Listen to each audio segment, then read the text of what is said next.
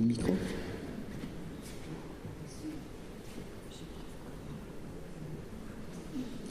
Bonjour à tous, donc, je m'appelle Claire, je fais du cor donc à l'Orchestre de Chambre de Luxembourg, et donc je suis venue vous présenter le cor d'harmonie. Voilà. Oui, non, c'est pas grave, je vais le poser tout à l'heure. Je vais vous parler un petit peu tout d'abord de l'histoire un petit peu du cor, parce que je crois que vous avez une présentation d'instruments il y a pas très longtemps. Donc je voulais un peu vous raconter d'où venait cet instrument. Les premiers cors furent tout d'abord réalisés au XVIIe siècle à partir de tuyaux coniques, naturels, comme les cornes d'animaux. En général, ils étaient en ivoire. On appelait ça l'olifant, d'où le grand magasin de cors à Paris qui s'appelle l'Olifant. Voilà, ou trompe de chevalier, ça s'appelait également. La corne d'animal est vite remplacée par des tubes conçus par l'homme. On y trouvera du métal. Les premiers matériaux vont petit à petit être abandonnés et le métal va apparaître. Mais à la base, en fait, le cor, c'était une grande trompe. C'était une très grande trompe et dépliée, ça fait plus de 4 mètres, en fait, cet instrument. Donc c'était pas très pratique dans les orchestres. C'est pour ça qu'il n'y avait pas de cor dans les orchestres avant le XVIIIe siècle, avant qu'on arrive à, justement, grâce au fait que les matériaux furent remplacés par du métal, on a réussi à recourber l'instrument et donc en faire cette forme un petit peu d'escargot, de coquillage, choses comme ça. Donc voilà. À l'époque, le cor est dit naturel, une fois qu'il a été recourbé. Donc en fait, il n'y avait uniquement que cette partie-là. L'intérieur n'existait pas, en fait. Et on changeait les notes. Finalement, je veux bien.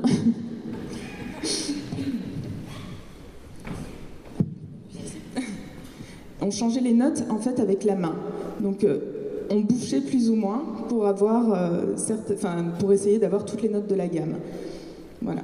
Et on pouvait faire des sons bouchés, avoir toutes les notes. Après, c'est un instrument qui a des harmoniques extrêmement proches, d'où les canards que vous avez pu entendre, en fait.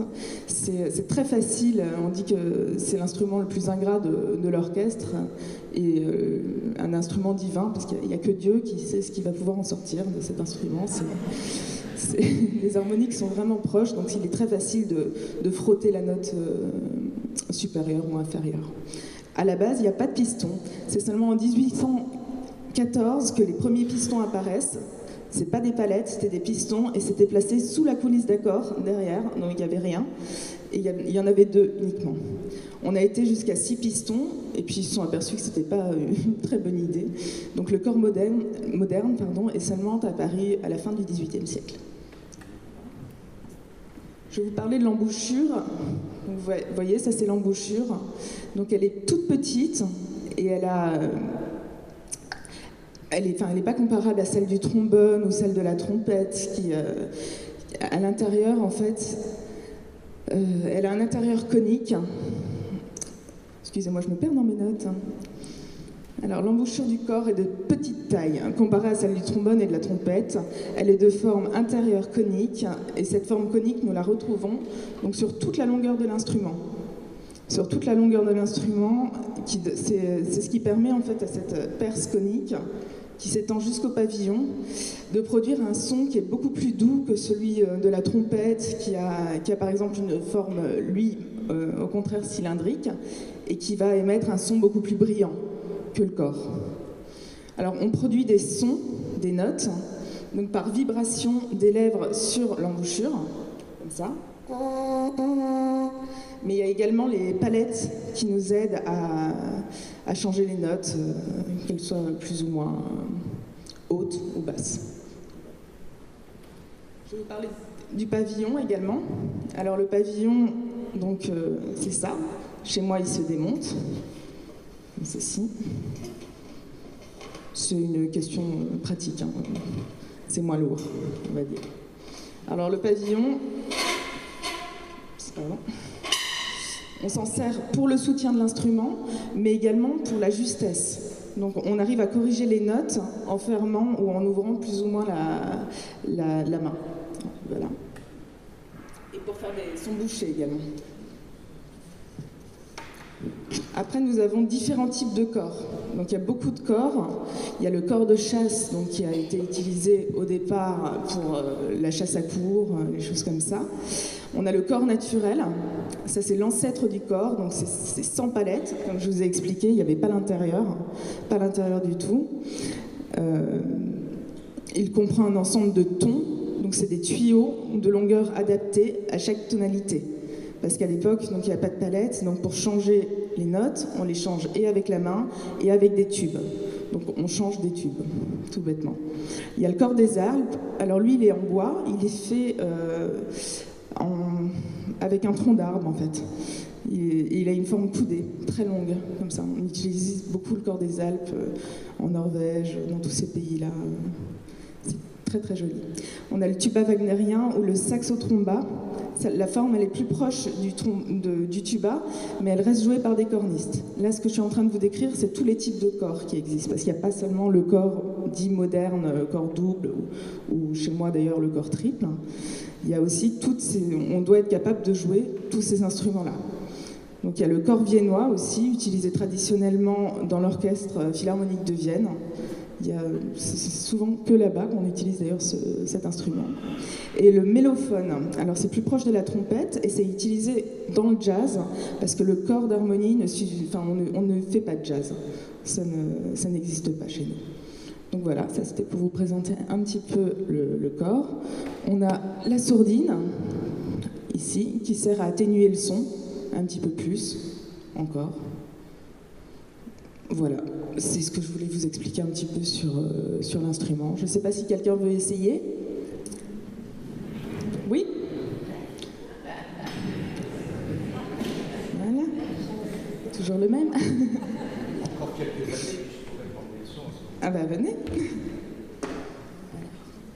Bon, je vais juste te donner ça.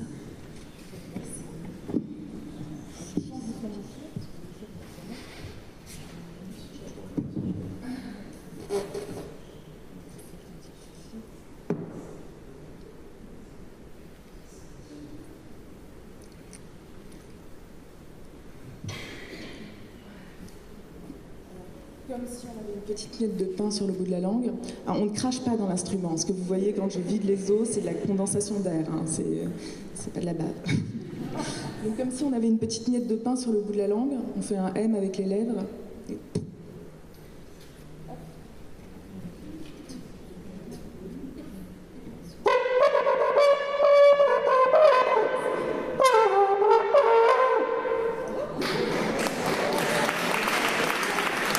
sonnerie de corps de chasse.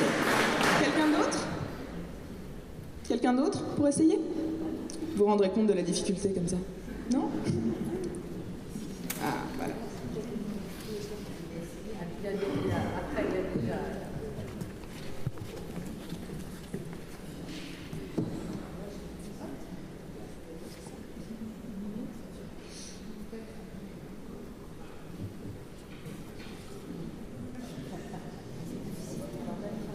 Le souffle vient du bas du ventre.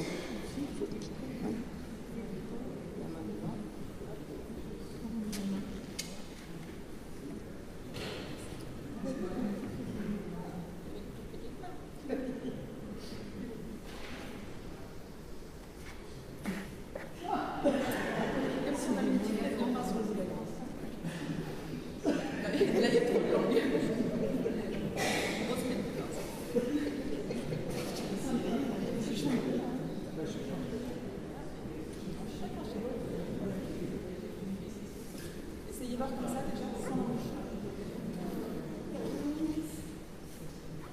On peut bien fermer là les deux commissaires des lèvres. Oui, c'est presque ça. Ça va venir. Il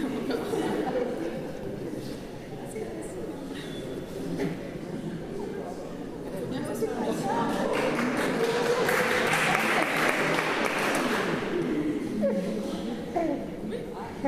oui, mais alors, bravo, merci. Elle soumet des difficultés. Elle touche le corps. Oui, là, c'était parfait. C'était un beau switch.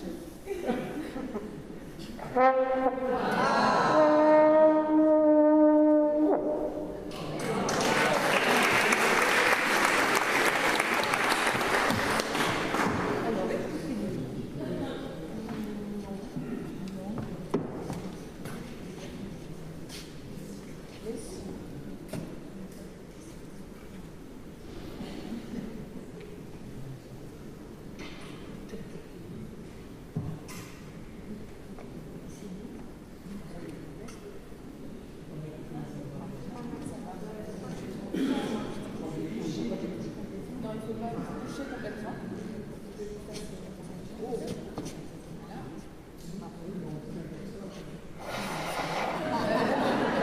Pour éviter de souffler comme ça, vraiment, il faut maintenir quand même une certaine pression au niveau des lèvres pour que la vibration se fasse. Parce que si on souffle, ça ne sortira pas. Attendez, là vous êtes mal positionné. Presque. Avec la petite note de pain sur le devant.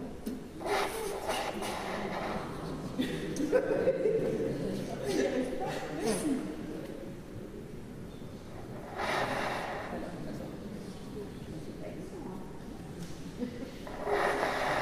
Alors maintenant, on soutient plus là, plus avec le ventre. Laisse les jouer un petit peu. Oui, c'est grave. Non, j'ai pas la voix. Là, je pense que vos lèvres, elles sont trop fermées. Non, trop ouvertes. Laissez-les plus fermées. Ouais, ça va sortir.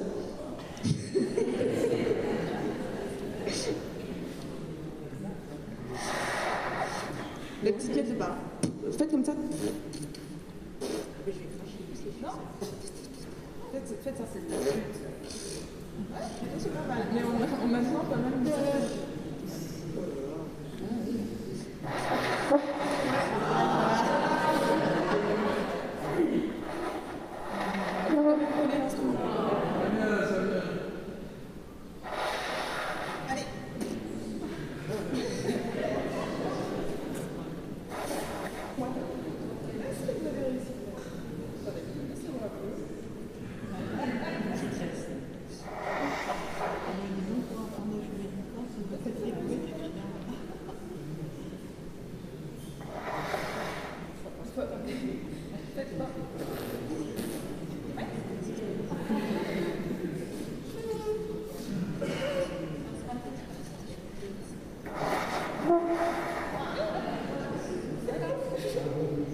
C'est pas mal, c'est un bon début.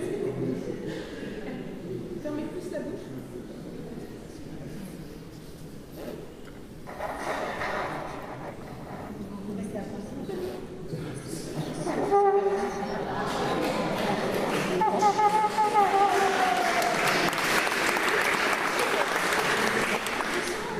Vous avez réussi, bravo. Quelqu'un d'autre?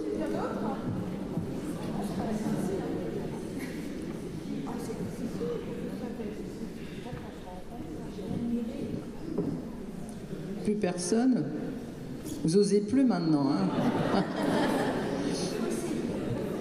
Oui, et comme dit madame, il faut essayer pour voir combien c'est difficile et combien c'est admirable d'apprécier après quand c'est bien joué. C'est important. Plus personne? Vous n'aurez pas souvent l'occasion de faire ça. Hein. Vous avez vu, Adélis, on se démène quand même, parce que qui aurait cru qu'un jour vous souffleriez dans une clarinette ou un cor, hein. Plus personne? Alors peut-être qu'il y a des questions, peut-être maintenant à poser plus directement sur le fonctionnement de l'instrument, si vous avez envie de... sans micro, non. Alors, vous voulez parler? Alors, ça c'était... Et voilà le micro dans la salle.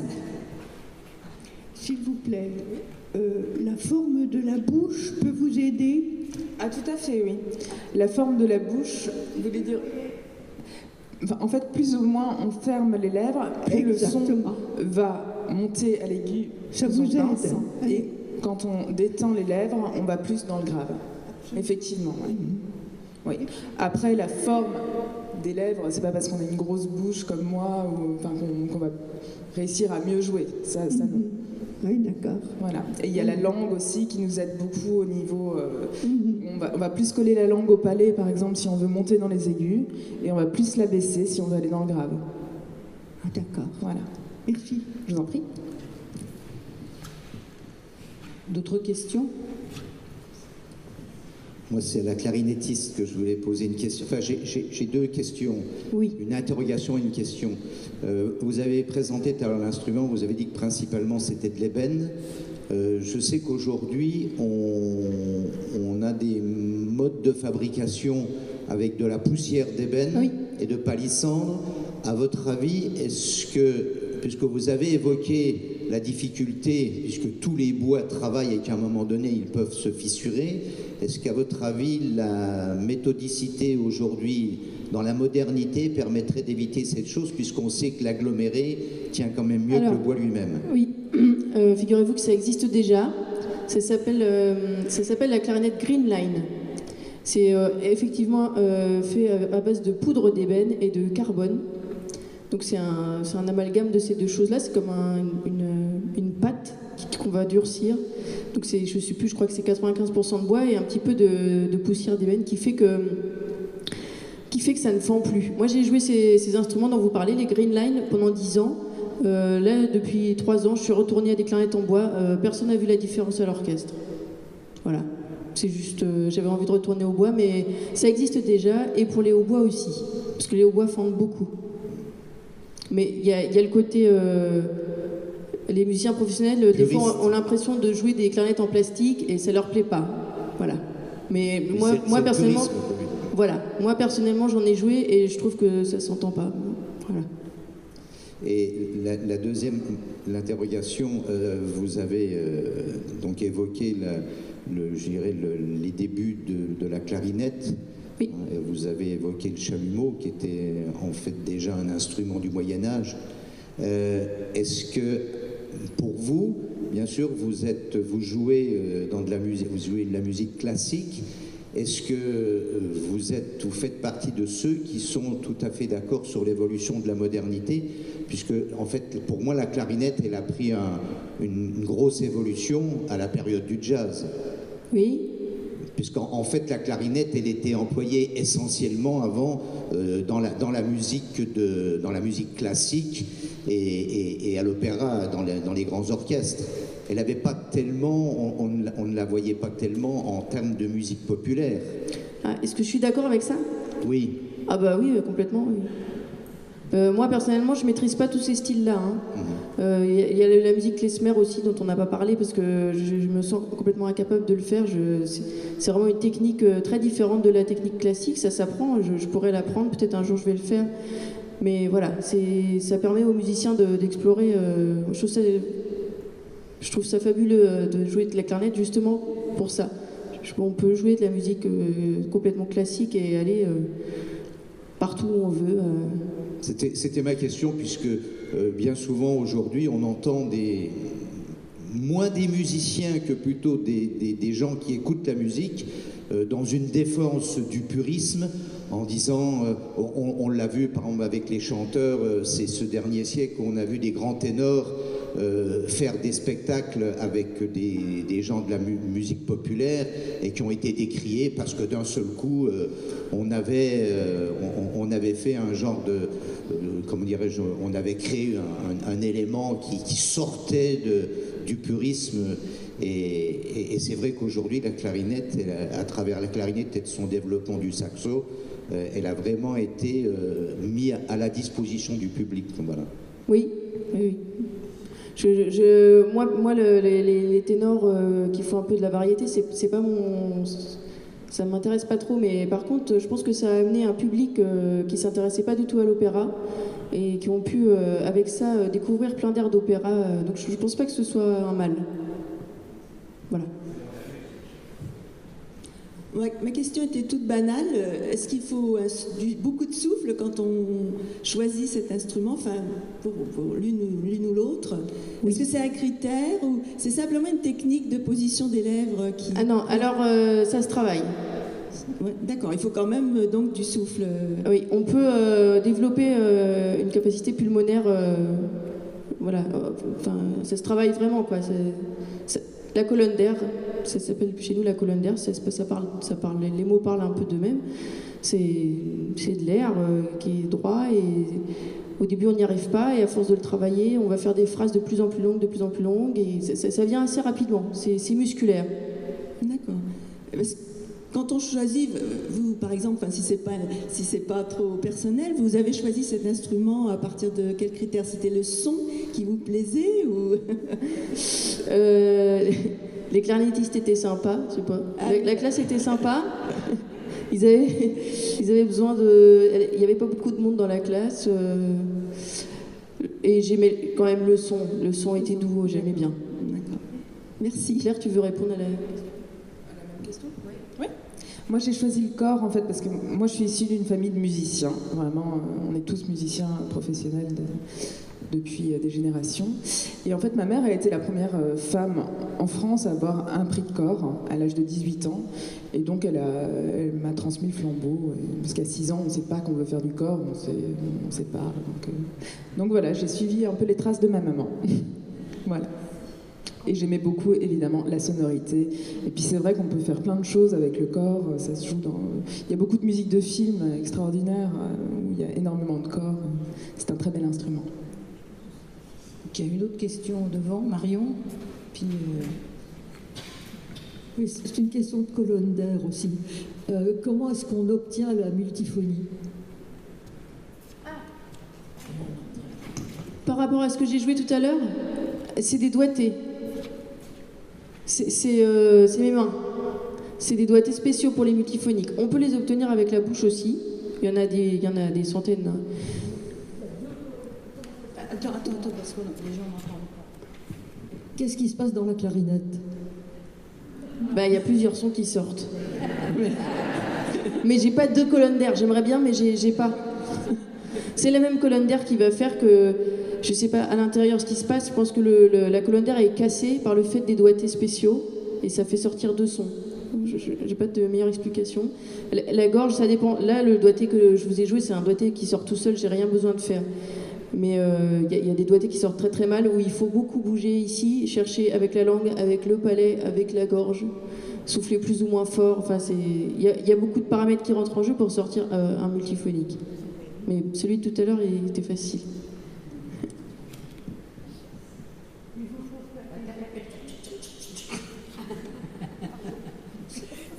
Combien pèse un corps, s'il vous plaît? Alors, un corps, celui-là, il fait à peu près 6 kilos. Mais alors, c'est un corps triple. Si vous voulez sous-peser, vous pouvez.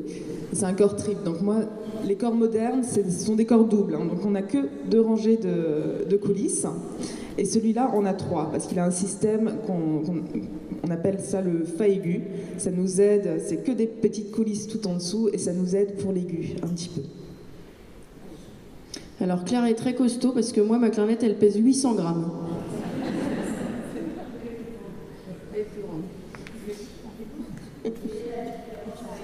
Attendez les micros. Vous voulez poser une question? Alors, comme je vous explique, la différence avec un corps de chasse, comme je vous expliquais tout à l'heure, le corps de chasse, c'est un tube.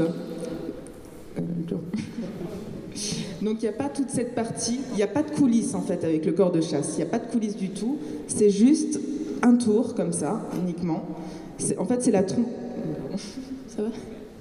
C'est la trompe de base, donc la trompe de chasse de base qui était très très longue, qui faisait 4 mètres, qu'on a recourbée en fait pour avoir un instrument plus pratique, on va dire. Parce qu'à l'orchestre, c'était pas super pratique, on gênait beaucoup de gens. Donc voilà.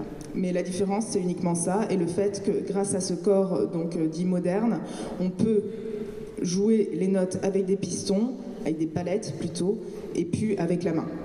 Donc c'est quand même beaucoup plus pratique. Et du coup, on arrive vraiment à avoir toutes les notes, chose qui n'était pas possible avec le corps de chasse. Voilà. C'est du cuivre. C'est du cuivre. Amo, elle va pas être contente. C'est du cuivre, le métal employé. C'est pas de l'or, non. On aimerait bien. Mais l'une et l'autre, je suppose que vous devez faire des exercices pour le souffle, pour l'une comme l'autre. Tous les jours, oui. Tous les jours, on doit travailler, mais pas forcément pour le souffle, parce que c'est devenu quelque chose de plutôt naturel, je pense, pour toi aussi, mais plus pour garder cette musculature, Parce que c'est vrai qu'avec nos instruments, si on s'arrête une semaine, on le sent au niveau des muscles, on ne tient plus aussi bien qu'avant. Donc oui, c'est un travail quotidien. Oui, moi je voulais juste rajouter quelque chose par rapport à ça. On est l'une et l'autre maman. Et moi, je sais pas comment, Claire, ça s'est passé pour toi, mais quand j'ai repris la clarinette après, il n'y a rien qui est sorti. Donc c'est pas que ici, c'est aussi ici que ça se passe. Et ça a pris quand même du temps pour retrouver une tonicité qui puisse me permettre de sortir un son. La première fois que j'ai pris la clarinette, ça fait... C'est très bizarre. C'était pareil pour moi. Décidément, c'est vrai, les hommes n'ont pas ce problème, enfin. Non, ils n'ont pas, ils en ont d'autres. Mais, oui, c'est ce que je pense aussi. Oui, ma question est toute idiote ou simple. Combien coûte un des instruments là? Quel est le prix moyen? Le prix moyen? Oui, oui. Alors pour un corps, le prix moyen, c'est, on va dire, un bon corps double, on va dire dans les 6 000, 7 000 euros. D'accord. Alors pour la clarinette, une clarinette comme ça coûte 5 000 euros. D'accord. Et nous, on en a 3. Donc il faut être riche pour pouvoir se permettre ce genre de petits instruments qui sont des pures merveilles. On se débrouille. Hein. On n'est pas riche, mais c'est notre outil de travail. On est obligé. Voilà, on se débrouille pour pouvoir avoir de bons instruments. On fait des crédits. Il y a une autre question là. On fera passer un chapeau d'ailleurs après. Si. Oui, j'aimerais que vous, la corniste, comme votre collègue, vous nous jouiez quelques petits solos et si possible le thème de Siegfried. Mais bien sûr. Oui, mais on va continuer peut-être notre concert. Parce que là, vous jouez des extraits, je suis pas sûre. Non. Et le thème de Siegfried, encore moins. Merci, monsieur. Il y a encore une question.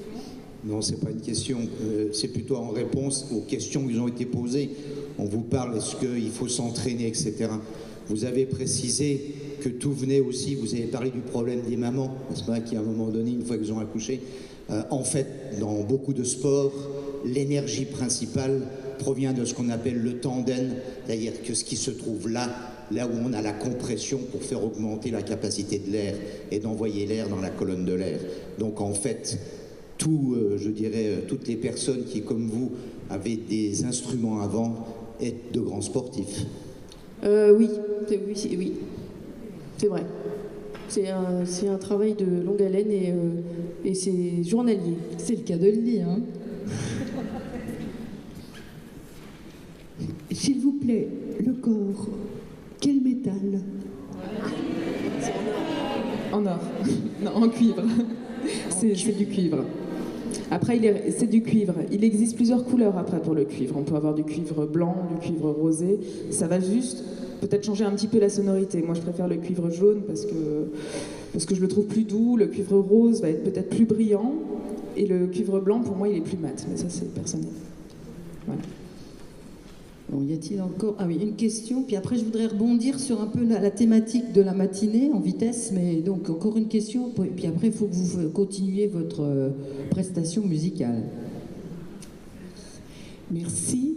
En fait, quand vous avez parlé du corps et expliqué que dans l'évolution du corps, effectivement, le corps qui était long comme une trompe après s'est enroulé pour que ce soit plus pratique. Est-ce qu'il n'y a pas une déformation du son en même temps? Non, il n'y a pas de déformation du son. C'est ça que je comprends pas.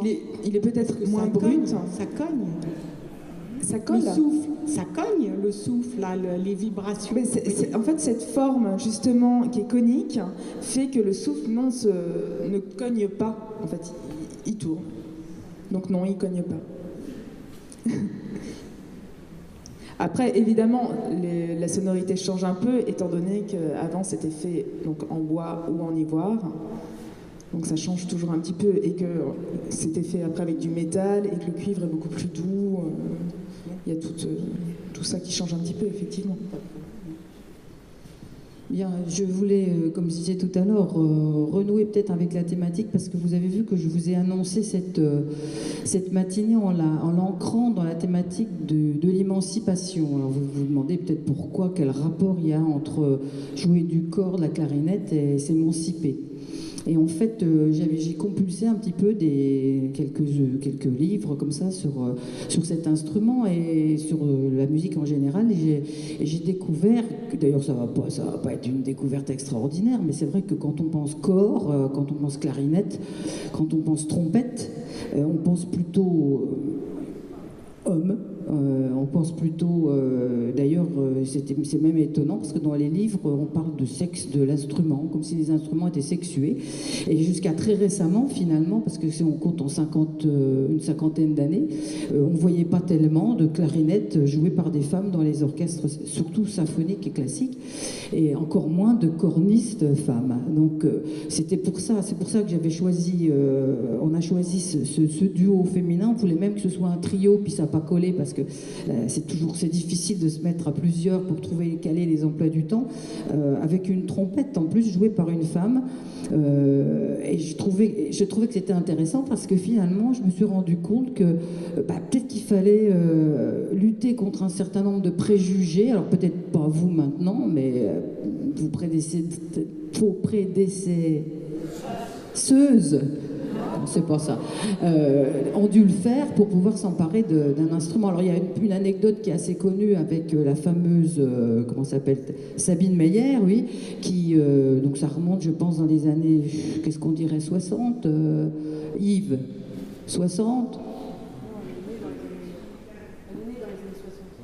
75, dans les années 75, où elle jouait donc de la clarinette. À l'époque, je crois, mais c'est pour ça que je voulais vous poser des questions à vous deux. Donc, Karajan voulait la faire entrer dans l'orchestre symphonique de Berlin, et il y a eu une opposition massive des autres musiciens. Et donc, finalement, ça a été pour sa grande chance, puisqu'elle a fait une carrière de soliste extraordinaire. Voilà, donc je voulais vous poser des questions à ce sujet. Est-ce que vous vous sentez émancipé? Est-ce que, je sais pas, ce que vous avez à dire sur cette thématique? Moi, en ce qui me concerne, oui, je me sens complètement émancipée. Il n'y a jamais eu aucun souci. C'est vrai que, bon, souvent on dit « Ah oui, mais c'est une fille, elle va pas avoir assez de puissance, et puis ça va tomber enceinte, ça va être... » Enfin, il y a beaucoup de choses comme ça qui reviennent, mais plus par rapport, on va dire, au chef d'orchestre que par rapport au pupitre de corps, vraiment. Enfin, moi, j'ai toujours été très bien acceptée et accueillie dans chaque pupitre de corps dans lequel j'ai pu aller. Donc non, moi, je ne l'ai pas vraiment ressenti, en fait, à part avec certains chefs qui, effectivement... la vieille école, quoi. Mais ça commence à se faire de plus en plus. Il commence à y avoir quand même de plus en plus de femmes cornistes. Corps solo, il n'y en a pas beaucoup, mais il y en a pas mal en Allemagne. C'est vrai qu'en France, ça reste un petit peu... Enfin, il y en a en Suisse, c'est ça ? Encore un petit peu, oui, mais ça commence à arriver tout de même. D'ailleurs, on voit dans les conservatoires, par exemple en Allemagne, ou même ne serait-ce qu'à Paris, il y a principalement des femmes qui font du corps. Ça devient de plus en plus. Voilà. Oui, pour rebondir par rapport à ça, il se trouve que les gens qui sortent, quand je suis sortie du conservatoire, il y avait à peu près autant de femmes que d'hommes. Et quand on regarde les résultats des concours d'orchestre, je trouve que ça ne représente pas... il y a encore beaucoup d'hommes, donc et oui, ça progresse, mais je trouve pas très vite. La première femme à rentrer à l'orchestre de Paris, elle est rentrée, pas à l'orchestre de Paris, à l'Opéra de Paris, à un pupitre de clarinette, c'était en 2014. Donc voilà. Certains disent que ce sont des coïncidences, moi j'y crois pas trop.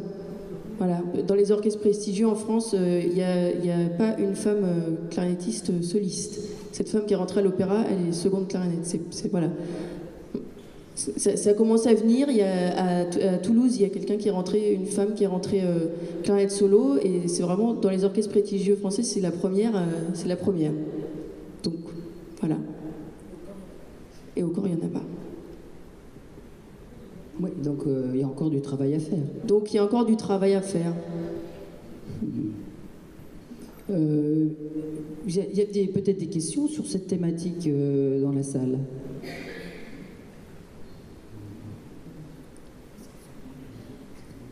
Oui. Le micro. Oh, jamais le micro. Je sais pas, la question, c'est pourquoi pourquoi ces instruments-là correspondent à une image masculine, virile, et pourquoi les femmes n'ont pas commencé à en jouer, et pourquoi on a l'idée qu'elles ne pourraient pas en jouer, quoi. C'est quoi votre réponse là? Au départ, les orchestres étaient complètement masculins, comme le disait Mo, c'était complètement masculin, et c'est vrai que ça a commencé par le devant de l'orchestre, où les violonistes sont devenus des femmes petit à petit. Et derrière, c'est voilà quoi. Le jour où vous verrez une femme à la timbale, appelez-moi. Hein. J'ai l'impression que c'est la situation géographique de l'orchestre qui fait que c'est de plus en plus long. À Vienne, c'est encore des hommes. Hein. C'est que des hommes, voilà. L'orchestre de Vienne est composé uniquement d'hommes. Il n'y a pas de femmes.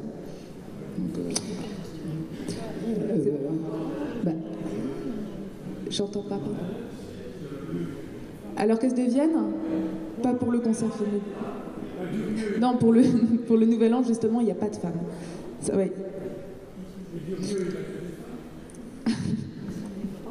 Oui, mais bon, c'est pas pareil. Il y a une question. En fait, on n'en sait rien pourquoi. Hein. C'est comme ça. Je voulais savoir pour les autres instruments, par exemple comme le violon, où il y a beaucoup de femmes depuis longtemps, enfin me semble-t-il, est-ce qu'il y a déjà des femmes premier violon dans les orchestres, ou c'est pareil que... Oui, il y a des femmes premier violon. Oui, donc alors on peut imaginer que petit à petit... les hommes. Peut-être petit à petit. Après, c'est vrai que nos instruments ont une connotation masculine, et ça c'est ancré dans la tête des gens, donc il faudra du temps, oui, mais ça arrive. Ça arrive. Mais peut-être que plus largement, ça rejoint la question de la place de la femme aussi dans la société et la représentation qu'on se fait de ce qu'elle peut faire, pas faire, des rôles sociaux. Et c'est vrai que les violons sont aussi des instruments qui ne sont pas tous solistes, alors que vous avez des instruments de solistes finalement. Et vous êtes beaucoup plus à découvert, et on constate aussi dans ce qu'on peut lire qu'il y a beaucoup de réticence finalement à donner une place de soliste à une femme plutôt qu'à un homme. Il y a quelque chose de cet ordre-là qui se joue encore dans le milieu, enfin pas que dans le milieu musical, hein, mais aussi dans le milieu musical. Donc c'est quelque chose qui, je pense qu'il faut petit à petit va évoluer. Enfin, je le souhaite.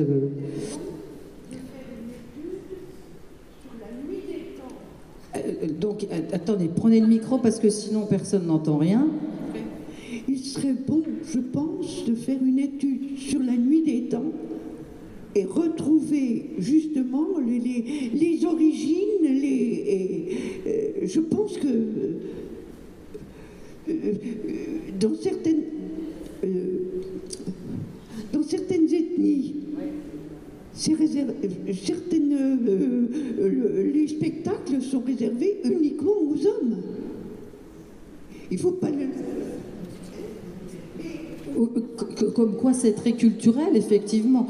Mais à propos justement d'études, en 2007, il y a eu une étude justement sur tout ce qui s'est passé à propos de la clarinette, de l'origine à maintenant, et on voit un peu l'évolution, mais aussi plus largement dans l'orchestre, les rôles, l'acceptation qu'il y ait des femmes dans des orchestres symphoniques. Parce que ce que tu disais tout à l'heure aussi, on ne voit pas la répartition par rapport aux élèves qui arrivent au conservatoire, qui font de la clarinette. Alors, en fait, les débouchés, pour ces femmes qui jouent de la clarinette, ça va être plutôt dans les fanfares, dans d'autres... Oui, elles sont professeurs, voilà, c'est vrai que ça marche plutôt comme ça, la répartition. Donc, pas devant scène, pas en devant scène. Il y a une question avant, André. Si vous voulez bien faire passer le micro tout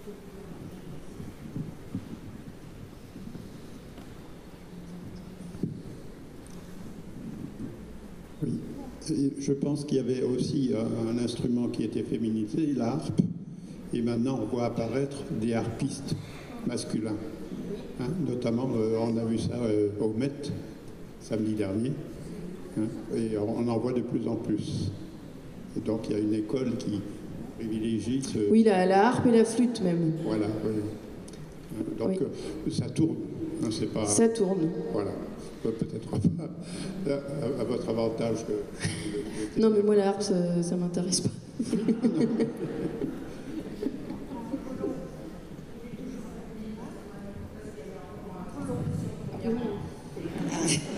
Je sais que c'est le thème de la transgression et de l'émancipation, mais quand même. Je dis, en remontant à l'Antiquité, Apollon est toujours représenté avec une harpe. Oui. C'est un truc d'Astérix, là. C'est une lyre, c'est pas une harpe. C'est pas vraiment une harpe.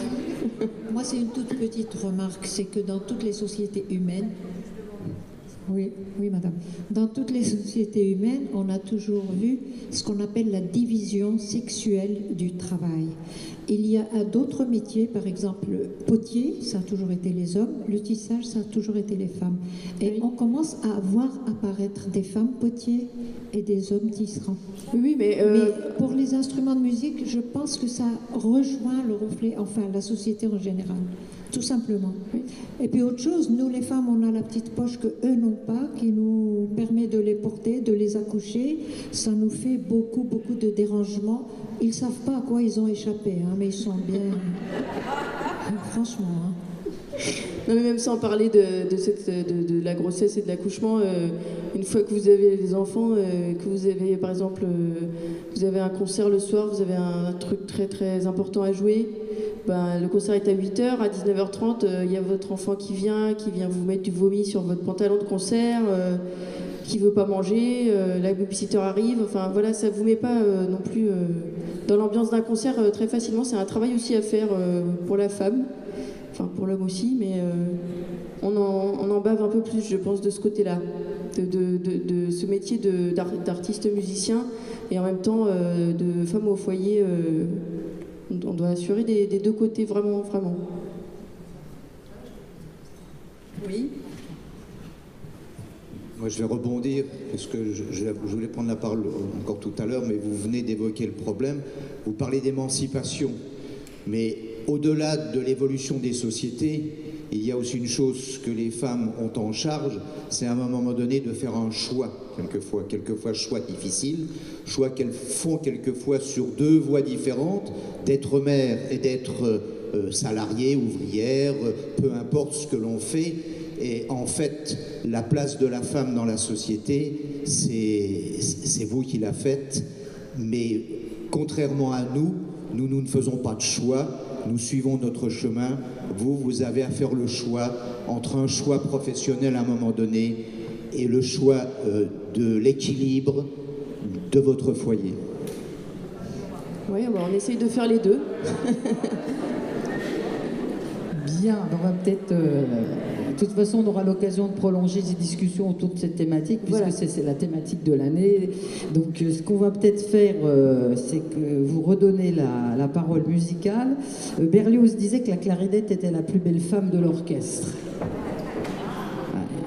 En plus, c'est un instrument pivot. Parce que vous êtes situé, vous avez vu dans les orchestres, les clarinettes, ils sont juste à la limite entre les aigus et les graves, donc du masculin et du féminin, si on reste dans les stéréotypes. Donc voilà, je vous laisse déguster la fin de ce petit récital musical. Donc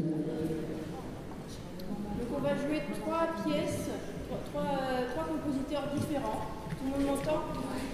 Non. 3 compositeurs différents. On va refaire 3 toutes petites pièces de Koechlin qui ont été composées en 1938. Un nocturne, une pastorale et Dans la forêt.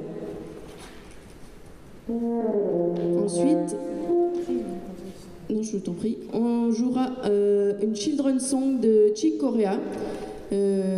Chick Corea a écrit une vingtaine de children's songs entre 1971 et 1984, et ça va vous montrer un petit peu le côté jazzy du corps et de la clarinette. Enfin, on va essayer de faire au mieux. Et pour finir, Non più andrei, extrait des Noces de Figaro.